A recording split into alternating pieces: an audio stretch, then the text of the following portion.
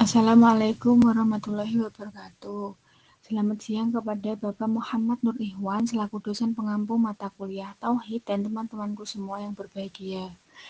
Puji syukur marilah kita panjatkan kepada Allah Subhanahu wa taala atas rahmat berupa kesehatan sehingga kita bisa berkumpul secara virtual di kelas ini. Tak lupa juga sholawat serta salam semoga tetap tercurahkan kepada junjungan kita Rasulullah Shallallahu Alaihi Wasallam. Pada siang hari ini, kami akan memaparkan materi diskusi dari kelompok kami. Adapun topik yang akan kami bahas yaitu mengenai sarana untuk menciptakan hubungan rohani yang sempurna dengan Allah Ta'ala. Perkenalkan, saya Devinir Wayuningrum sebagai moderator yang akan memandu jalannya diskusi pada siang hari ini. Dan anggota kelompok saya yang pertama, Salma Ari Nurhosia, yang kedua Siti Fatihatul Azizah, yang ketiga Zulkarnain Samhan, yang keempat Muhammad Iqbal Maharim, dan yang terakhir Salvinia Hane. Acara yang pertama adalah pembukaan. Marilah kita mengucap basmalah bersama. Bismillahirrahmanirrahim. Selanjutnya adalah penyajian materi. Saya berikan waktu kepada pemateri untuk memberikan materi. Kepada pemateri saya persilahkan. Tujuan Allah Subhanahu wa Ta'ala menciptakan rohani dalam diri manusia.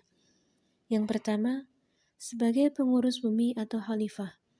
Tujuan manusia diciptakan menurut Islam yang pertama adalah sebagai pengurus bumi dan seisinya.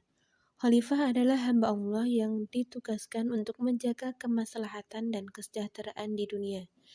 Sebagaimana firman Allah dalam Quran Surat Al-Baqarah ayat 30 yang berbunyi, Bismillahirrahmanirrahim, wa in qala rabbuka lil malaikati inni ja'ilun fil ardi khalifah, qalu ataj'alu fiha man yufsidu fiha wa yasfiku dima wa nahnu nusabbihu bihamdika wa nuqaddisu lak, qala inni a'lamu ma la ta'lamun.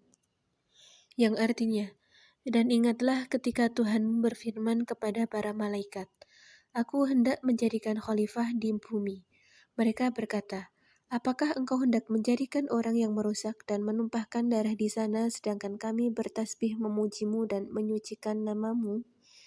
Dia Allah berfirman, Sungguh aku mengetahui apa yang tidak kamu ketahui. Yang kedua, agar manusia mengetahui kebesaran Allah. Hal ini meliputi pemahaman bahwa seluruh alam semesta termasuk bumi, tata surya dan seisinya terbentuk atas kuasa Allah. Sebagaimana firman Allah dalam Quran Surat At-Talaq ayat 12 yang berbunyi, Bismillahirrahmanirrahim. Allahul ladzi khalaqas sab'a samawati wa minal ardi mislahun. Yatanazzalul amru bainahunna lita'lamuna anna Allah ala kulli syai'in qadir. Wa anna Allah qad ahata bi kulli syai'in ilma. Yang artinya, Allah yang menciptakan 7 langit dan dari penciptaan bumi juga serupa. Perintah Allah berlaku padanya, agar kamu mengetahui bahwa Allah Maha Kuasa atas segala sesuatu, dan ilmu Allah benar-benar meliputi segala sesuatu. Mengemban amanah. Tujuan ini berupa kesanggupan manusia memikul beban taklif yang diberikan oleh Allah Subhanahu wa taala. Tujuan penciptaan manusia ini mendidik orang-orang beriman supaya selalu memelihara amanah dan mematuhi perintah tersebut. Sebagaimana firman Allah Subhanahu wa taala dalam Quran surat Al-Ahzab ayat 72 yang berbunyi, Inna aradonal amanata ala samawati wal ardi wal jibali fa abaina an yahmilnaha wa asfaqna minha wa hamalahal insan innahu kana dzaluma. Sesungguhnya kami telah menawarkan amanat kepada langit, bumi, dan gunung-gunung, tetapi semuanya enggan untuk memikul amanat itu, dan mereka khawatir tidak akan melaksanakannya. Lalu dipikulah amanat itu oleh manusia. Sesungguhnya manusia itu sangat zalim dan sangat bodoh. Al-Ahzab ayat 72. Beribadah kepada Allah. Tujuan manusia diciptakan yang paling utama menurut Islam adalah beribadah dan bertakwa kepada Allah. Manusia pada umumnya diciptakan untuk beribadah kepada Allah Subhanahu wa taala. Sebagai firman Allah Subhanahu wa taala dalam Quran surat Az-Zariyat ayat 56. Wa ma khalaqatul jinna wal insa illa liya'budun. Aku tidak menciptakan jin dan manusia melainkan agar mereka beribadah kepadaku. Sarana untuk menciptakan hubungan rohani yang sempurna dengan Allah Subhanahu wa taala. Islam dan doa Al-Fatihah adalah sarana bahwa Al-Quran Syarif memerintahkan kita untuk mengembangkan hubungan spiritual yang sempurna dan hubungan dengan Allah Ta'ala. Melalui Islam dorongan-dorongan hawa nafsu kita mengalami maut atau kematian, dan kemudian melalui doa kita memperoleh kehidupan baru. Hakikat manusia dalam Islam. Yang pertama, manusia adalah makhluk ciptaan Allah. Hakikat pertama ini berlaku umum bagi seluruh jagat raya dan isinya yang bersifat baru, sebagai ciptaan Allah Subhanahu wa taala di luar alam yang disebut akhirat.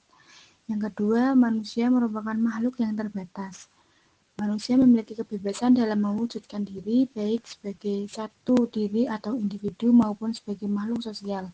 Ternyata tidak dapat melepaskan diri dari berbagai keterikatan yang membatasinya. Dan yang terakhir yaitu kemandirian dan kebersamaan yang disebut individualitas dan sosialita. Kemanunggalan tubuh dan jiwa yang diciptakan Allah Subhanahu wa taala merupakan satu diri individu yang berbeda dengan yang lainnya. Jadi kesimpulannya adalah manusia adalah makhluk ciptaan Allah Subhanahu wa taala yang diberikan keunggulan atau keistimewaan yang berupa akal, yang mana akal sendiri digunakan sebagai pembeda antara manusia dan makhluk hidup lainnya atau hewan. Tujuan diciptakannya manusia yaitu 1. Sebagai khalifah di muka bumi, 2. Mengemban amanah, 3. Beribadah kepada Allah. Sarana menciptakan hubungan rohani yang sempurna dengan Allah Subhanahu wa taala yaitu dengan Islam dan doa Al-Fatihah sebagai sarana bahwa Al-Qur'an merupakan hubungan spiritual yang sempurna dengan Allah Subhanahu wa taala. Baik, demikianlah pemaparan materi dari kelompok kami. Saya perwakilan dari kelompok 5 mengucapkan terima kasih. Kurang lebihnya saya mohon maaf. Wassalamualaikum warahmatullahi wabarakatuh.